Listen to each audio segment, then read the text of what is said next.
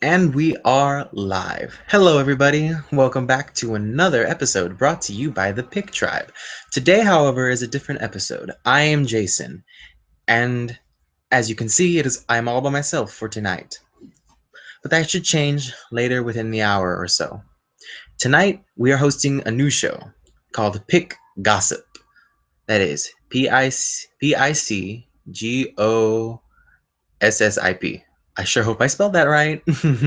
It'll be in the title. But anyways, what Pick Gossip will be a weekly show dedicated to your Hollywood gossip and entertainment business and industry news. Tonight's topics are going to be about the People versus OJ and the show's relevance to our world today. Second topic, the future of anime. And our last topic will be the treatment of LGBT characters in the media. Now, without a further ado, let's begin with topic number one. Recently, the channel FX has gotten a new series called The People vs OJ as part of the American Crime Story, a brand new series which is created by Ryan Murphy, who is the creator of shows like Glee and American Horror Story. In fact, this new show is a spin-off of American Horror Story. Season one focuses on the trial of the 20th century, the People versus OJ. Now, let's talk about the stars. The people who star in this show are Cuba Gooding Jr. as OJ, Sarah Paulson as Marcia Clark, John Travolta as Robert Shapiro, David Schwimmer as Robert Kardashian, and Courtney B. Vance as Johnny Cochran. That's a pretty good cast, I might say. Let's talk about their performances now. Cuba Gooding Jr. as OJ Simpson. His portrayal is very campy, very dark, and a bit exaggerated, if I'm correct. I'm a very young person. I was born in 1997, so I do not really know too much about O.J. Simpson other than this trial. But I think it works for the show in a weird way.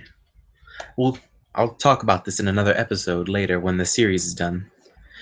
Sarah Paulson as Marcia Clark. My God, what an actress.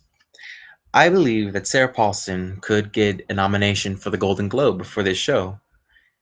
Um, Recently, she was nominated for the Golden Globe for American Horror Story Hotel, but lost to her co-star Lady Gaga, which I'm not really too upset about.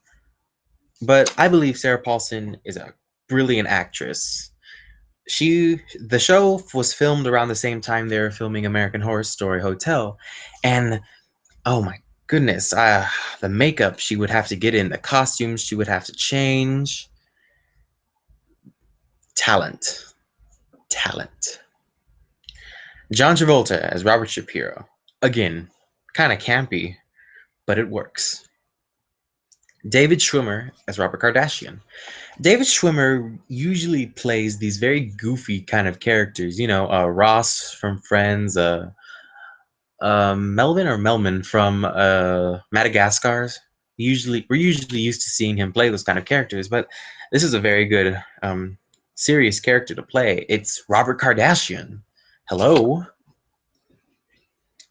and Courtney B. Vance as Johnny Cochran. Excellent, just brilliant. The performance is great. The acting is great. That's all I have to say about the cast so far. Now, the costumes and the design of the show is pretty interesting. It's like watching a movie. I believe maybe this was shot on film. It doesn't look like it was shot digitally, but I hear Ryan Murphy likes to shoot with film, which gives it a very interesting look. And it definitely works for a period piece like The People vs. OJ. This show is not just a true crime show. This is a period piece also. It's set from 1994 to 1995, and the costumes are brilliant. I wasn't around to see the costumes at the time, of course, but I've seen photographs, I've seen movies and TV shows from the time period, and I think they hit the nail on this. Let's see. Ooh, the direction is great. Ryan Murphy really did he? I know he created the show, but I'm not sure if he really directed it. I'm I'm pretty sure he did, but the direction is really good, very cinematic. And can we talk about the cast again? Let's give a round of applause for the cast one more time. I mean, go look up pictures of the cast and put them side by side to the people they are portraying, and they did pretty good. All right, let's talk about the actual topic. How is the show relevant to our world today? One of the big themes of the show is police brutality. Now, when on episode 1, it doesn't start with with the with the crime yet. Actually, the crime is not seen committed on TV at all. The show actually begins with a retelling of the LA riots, which is a very big event in the history of police brutality and how we view the police today. And we see images and videos of LA on fire, unrest, violence, and then we cut to 1994. Let's see. The next topic I want to talk about, or the themes of the show, is celebrities in court. The People vs. OJ was titled The Trial of the Century. And it really was. This was a circus trial. Cameras everywhere, tabloid papers coming out left and right during the duration of the trial. And to anyone who lived in that time period, you could not get away from it. It was always on TV. Everyone was talking about it. Your neighbors were talking about it. Your school was talking about it.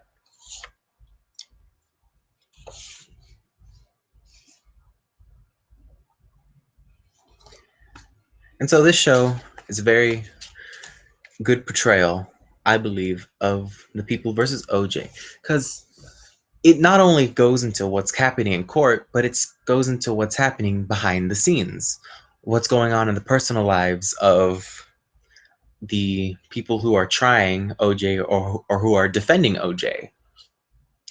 And one more thing I want to bring up about the People versus OJ is the Kardashian kids. A lot of people actually complain about how they have the Kardashian kids and Kris Jenner in the show. And to be honest, I don't really have a problem with it. I think they are there for a reason, and they are there for historical accuracy, which is fine and which is okay. It's like making a movie about Anne Boleyn and not having her daughter, Queen Elizabeth I, in the movie. Also, during a scene during the show, the children are watching their father, Robert Kardashian, do a news report, and they are sitting down on the TV chanting Kardashian, Kardashian. And what I got from that was how in another decade or so, keeping up with the Kardashians will be ruling television, reality television, so to speak. Recently, the most recent episode that has come out had a scene which I think shows David Schwimmer's best work so far. He's talking with another man. I can't say the name right now. Well, I don't really remember. He's talking to another man, and he's saying that he's gone over the evidence, the timeline, and everything, but no evidence points to other suspects. And it all leads back to OJ. Although he didn't say it all leads back to OJ, the other man knew what he was trying to say, and Robert had to hold his tongue. And that, I believe, is the entire summary of the trial of OJ Simpson. The truth of the matter is, we don't know. I think the trial raises a lot more questions than it does answers. And of course, we know how the show is going to end. But it'll be up to us to decide what we think. And that is the end of topic 1, the People versus OJ Simpson, every Tuesday night on the FX channel, 9 p.m. Central Time, my time, 10 p.m. Eastern Time. It is also available on Hulu, I believe, along with many other FX shows such as American Horror Story, also created by Ryan Murphy. Take a look, because this is some of TV's best work in years. Now we are going to talk about our next topic, the future of anime. To get us in, we are going to talk about Attack on Titan, which is a once-in-a-decade anime. What I mean by this is, never really before has an anime reached the success that Attack on Titan has reached. I can walk down the street wearing an Attack on Titan shirt, and people will say, I like Attack on Titan, even though I never really watched anime before. In fact, one of my friends from high school said that her dad watches Attack on Titan, which I think is pretty cool. And this is a guy who watches stuff like Star Trek and other television shows like that. Why am I bringing up Attack on Titan? Well, recently the second season has been put on hold because the creators were worried that too much original content, when they have a whole source of manga material, will undermine the anime adaptation. However, there has already been clips leaked of it from a convention about a few months ago, showing scenes from later volumes in the Attack on Titan series manga. So what does this mean for the future of anime? Well, we're gonna have to wait for Attack on Titan Season 2. Now let's segue into the real future of anime. Anime right now is going through a change. We're starting to shift away from cute girls and big eyes. Well, we're still doing that, but I feel we're starting to shift away from that. We're starting to shift to more adult shows and more mature themes. Recently, there's been an explosion of sports animes.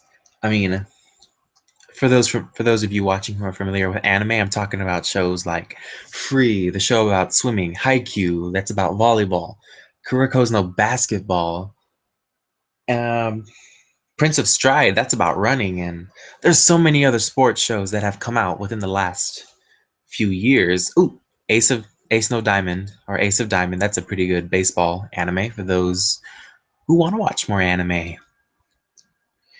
Also, Netflix has took it upon themselves to start licensing animes, and you'll know when it's a Netflix anime, they'll put it on the cover. But already they are starting to work with Japanese studios to start making their own anime to release it on Netflix, not just licensing shows that will be put to DVD by studios. So we're starting to be more stream based, which anime watching has always been that way. Stream based shows. Anyone living in the 2000s, later 2000s especially, will tell you that they watched all their anime online through legal or illegal sites, we don't judge, or through Cartoon Network. But the Cartoon Network animes are usually more geared to boys.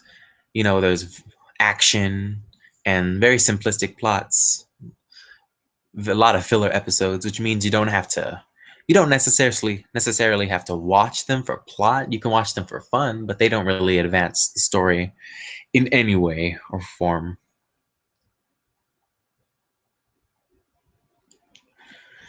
So what will we see in the future? We will see more mature based stories.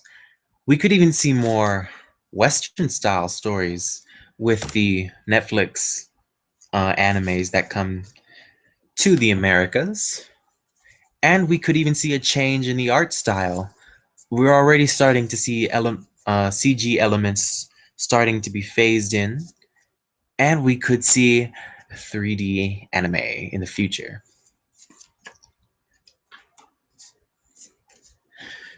So comment at the bottom and tell me what your favorite animes are. All right. Now we're going to the last topic, and this is a very short show, But if I had any other members on, I would converse with them and we would talk about these subjects. But I'm not really sure if they know too much about the subjects I have tonight. But we will see for another night. All right. Last topic of the night.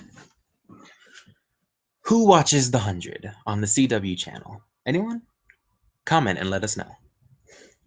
Well, Reese, I'm not going to spoil this too much. I'm not giving the name of the character, but a well-written lesbian character was killed off in a very shock value style on the show The 100. Now, what does this mean? Well, we've lost a character on the show, and the fandom isn't taking it very well. That's putting it lightly. The fandom was furious with how she was killed, written off. This goes more deeper than just killing off a very good character. This exposes the treatment of gay characters on television and in movies. When was the last time you saw a huge motion picture about with a main character who was gay or lesbian, or even transgendered or bisexual? We don't leave out people. Exactly. Perhaps the most recent movie with a LGBT main character is the Danish Girl. That's one, but another one I'm thinking about is Stonewall, which caused a bit of a controversy because it said that having a white man as a main character would toss away the achievements that lesbian and transgendered women gave to the Stonewall riots, which did, as a matter of fact, catapult the gay rights movement into the mainstream media.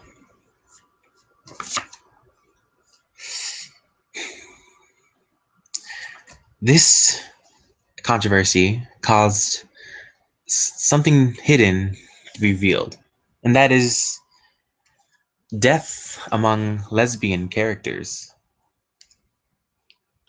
Now, recently, a list has come out saying a list with 142 dead lesbian and bisexual characters on TV and how they died. The list begins in the 70s and goes all the way up until the most recent death. And this is just so many people, so many characters killed off, where we can't say, oh, it's just writing, it's just writing, and this isn't meant to be intended. Really? Then why is there 142 dead lesbian and bisexual characters?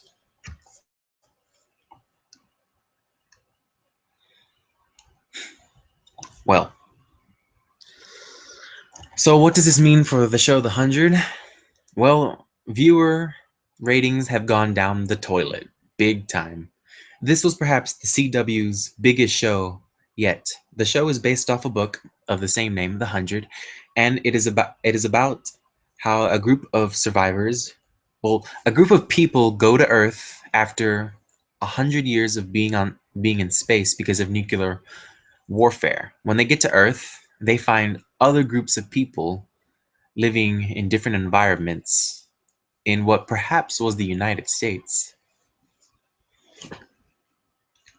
Now you think that scratch that thought. Sorry. Again, this is the first episode. I'm gonna get better at this.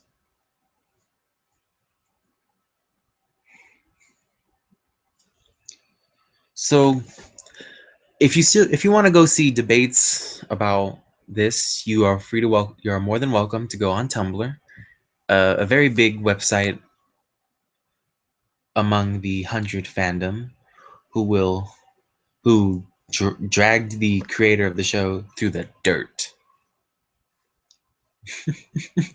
It's quite amusing actually to see the response. But this really isn't whining. When you have 142 dead lesbian and bisexual characters dead in the past 40 years, that's crazy. And of course, this isn't counting indie movies This is counting mainstream LGBT characters. This is counting the people who your parents watched and your older brother and sister watch and the people who you watch. This is showing even more about the treatment of LGBT people on TV. When you think of, let's look at Modern Family. What do you have? You have two gay men, both effeminate. And then when you look at other TV shows, you'll see kind of like a man and woman role in gay men on TV couples. When really, gay men, not just gay men, but gay people come in all different color and shapes and sizes.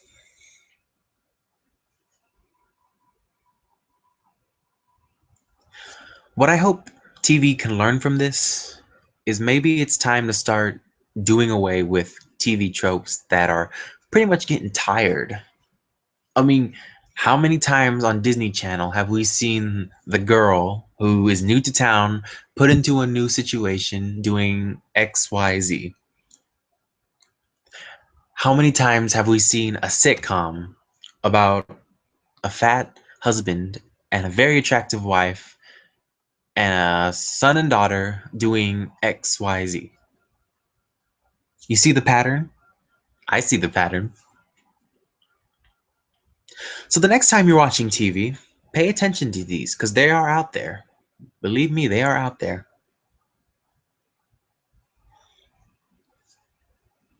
And what upsets most people about this is that the character who was killed in the 100 was a pretty good character. I myself am not a fan of the show. I haven't really seen an episode. I haven't sat down to watch it. I've never really read the books. But my sister is a huge fan of the 100. And she was very hurt by this. And you bet she watched and laughed as Tumblr fanned the flames. That is probably the demise of the 100. It is renewed for a fourth season, I believe. But I think the news about the fourth season was timed for a reason. You see, they announced the fourth season before the episode came out, or the episode prior to the death of the lesbian character. Again, I'm trying very hard not to spoil things, but I pretty much already spoiled it for you guys who are fans of the 100 or who watch CW shows. So it looks like maybe the CW could pull the plug on the project, depending on how the ratings are tonight. Because tonight is a new episode of the 100, I believe. TV can learn something from this. TV really can learn something from this. Well, it looks like I have finished up all my topics for tonight, and it looks like nobody else has come on. So tonight was a good solo night, don't you think? Please like or dislike if you did not like this show. I'll understand. My feelings will not be hurt. Comment on the show. And, ooh, I know. I'll ask 3 questions for the end of the show. Question number 1. What do you think is the true verdict of the OJ trial? Do you think he did it or not? And explain. 2. What are your favorite animes? Nothing, it's a very fun question. What are your favorite animes? I really would like to know. And a lot of other people would probably like to know too.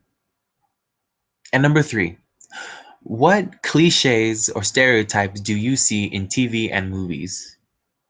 I'd love to read your responses.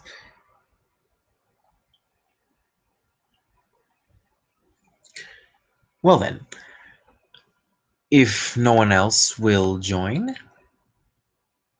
I believe this concludes the first episode. Thank you and good night.